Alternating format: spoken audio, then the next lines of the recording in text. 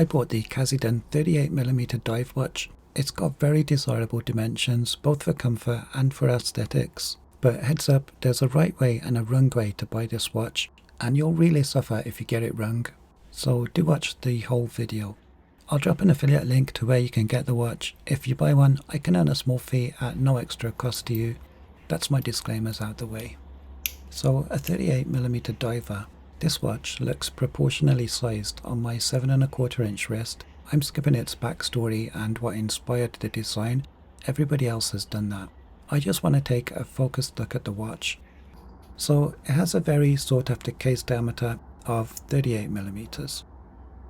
With many stainless steel dive watches being 40mm plus, the Cadisen watch is a more unique offering, delivering outstanding comfort with its compact lug-to-lug measurement of 46mm and a lightweight 135 grams on this stainless steel bracelet. For your reference, the bracelet on my watch has 3 of its links removed, sized for my 7¼ inch wrist. And sizing a bracelet is easy because we're treated to screw links. The fold-over clasp is particularly attractive too. Sticking with its dimensions, I measure the case height at just 12.5mm, and it benefits from a really flat case back. This isn't too common for a watch housing an NH35 automatic movement, and the flat case back keeps the watch seated comfortably on my wrist. There's also a generous down curve to the lugs. They extend down just fractionally lower than the case back for even more comfort. And for those with smaller wrists than me, say 6 to 7 inches, who normally have very few options when it comes to buying a dive watch, this should definitely be on your radar. With its compact case and the ability to remove another 4 links here, this watch could be the best choice for those with smaller wrists too. The aforementioned and trusted NH35 automatic movement should please most people, and the watch has a scratch-resistant sapphire crystal. Its screw-down caseback and screw-in crown help achieve its water resistance. 200 meters is indicated on the dial. The dial, by the way, is a real showstopper, starting with that radial starburst effect. It has applied indices that are a subtle green and are large enough to deliver pretty good lume. And of course there's a unidirectional bezel with a lume pip, as you might desire on a dive watch. For a watch found on AliExpress, it's finished and put together exceptionally well. I'd say as good as those that usually receive the highest praise on that marketplace, even though it doesn't cost much more than the movement that they've put inside it. The value is crazy. The case has a very high quality horizontal brush applied to the sides. The front facing planes of the lugs have a radial brush, which is just right for this case shaped design. For those that whine about unsigned crowns, they can be quiet. See, looks good. I like the Cadisen logo and branding also. It's very subtle and unoffensive and supports an uncluttered dial. Top points for not treating me like an infant by fitting a display case back. Now, I found some shocking issues for me with this watch. Oh, before that, if you're new to my channel, I mostly make content focused on affordable watches. Consider subscribing if you like that. Thanks. So what is it I don't like? The bracelet looks pretty good, right? Especially with that very tidy looking clasp. It's got solid end links and has screw-in pins for easy adjustment. It even has a diver's extension. See here? We have half the length of this link exposed, and if I adjust it, now we've gained the full length of that link. But don't get excited. The bracelet on my watch is horrific.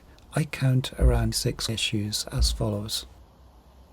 1. The fold-over safety clasp is impossible for me to grip anywhere other than the polished flat sides, and takes my concentrated effort to pull up. 2. It's not obvious where to pull this part. It's not here. In fact, you pull here if you can get a fingernail in there. I was trapped for several minutes before I figured out how to open it. 3. The flush sides to the clasp look fancy. You might be thinking, that makes it more difficult for me to adjust it on its hidden micro adjusts. And you'd be correct. 4. I think the end links don't match up with the case particularly well. 5. All this aggravation costs a little bit more money to spec the watch with the steel bracelet, at least at the time I last checked.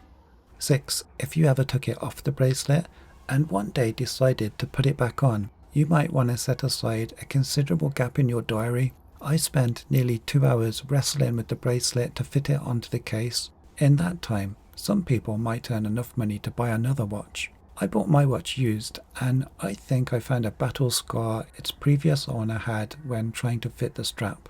My experience was that I even had to file down the spring bars a little shorter than they should be in order to assist in helping fit the bracelet. They'll never come back out in a billion years.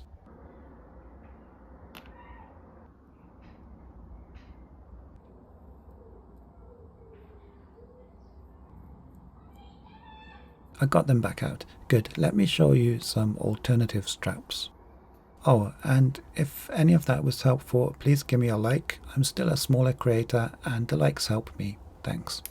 This compact 38mm Cadisen on leather or rubber wears better than any other dive watch I've owned, so I recommend you spec the watch on the rubber strap. Mine didn't come with a rubber strap, but I have my own. First, here's what the watch looks like on a soft leather strap. I really think the case shape is best appreciated on anything other than a metal bracelet, because that kind of hides these attractive extended lugs that help define the distinctive case design. And of course, a Tropic strap in black will always look good on a dive watch. I recommend FKM rubber if you can find it, like I have here. They're really very flexible. FKM offers incredible comfort.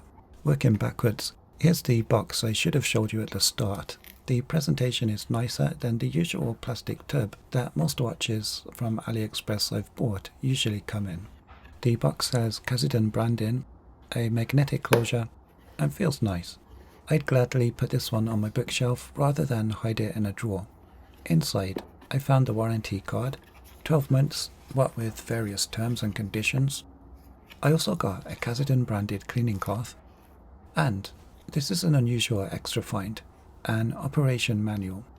I notice on both sides it only references quartz movements, so I guess we'd better go search for the NH35 just to check that's what's inside. It feels like one when I turn the crown.